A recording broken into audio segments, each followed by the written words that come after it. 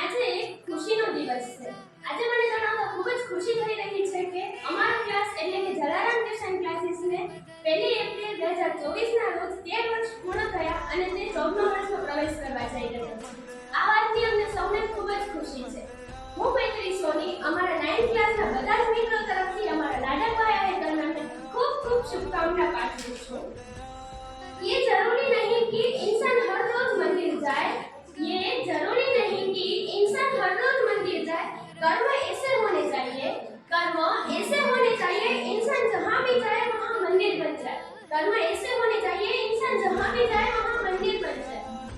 જ્યારે મેમનો માર્ચમાં 10th ની એક્ઝામ ખતમ કરીને આ ક્લાસની શરૂઆત કરી હતી ત્યારે એક નાની એવી દુકાનમાં ક્લાસની શરૂઆત કરી હતી અને આજે તેમને એના સપનોને સાકાર કર્યા છે. मंजिल उन्हें मिलती है जिनके सपनों में जान होती है, मंजिल उन्हें मिलती है जिनके सपनों में जान होती है.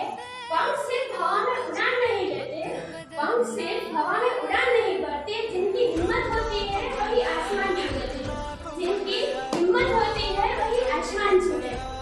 મને આ ક્લાસમાં 7 વર્ષનો અનુભવ છે અને આ 7 વર્ષમાં મને મેમ તથા આ ક્લાસનો ખૂબ જ સાથ સહકાર રહ્યો છે અને ઘણા બધા અનુભવો પણ થયા છે.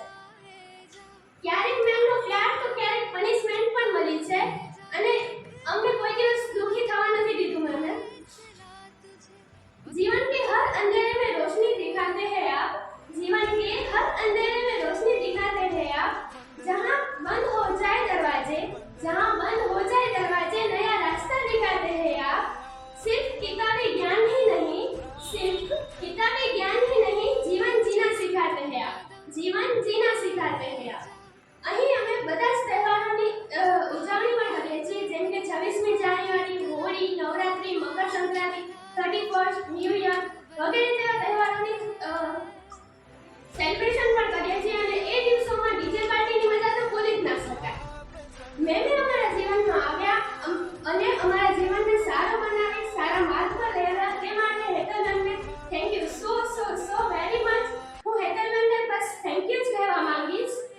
આપે જ્ઞાનનો ભંડાર, આપે જ્ઞાનનો ભંડાર કર્યા ભવિષ્ય માટે તૈયાર, કર્યા ભવિષ્ય માટે તૈયાર. આભારી છીએ અમે તમારા, આભારી છીએ અમે તમારા જેમણે કર્યા કૃતજ્ઞ અપાર, જેમણે કર્યા કૃતજ્ઞ અપાર.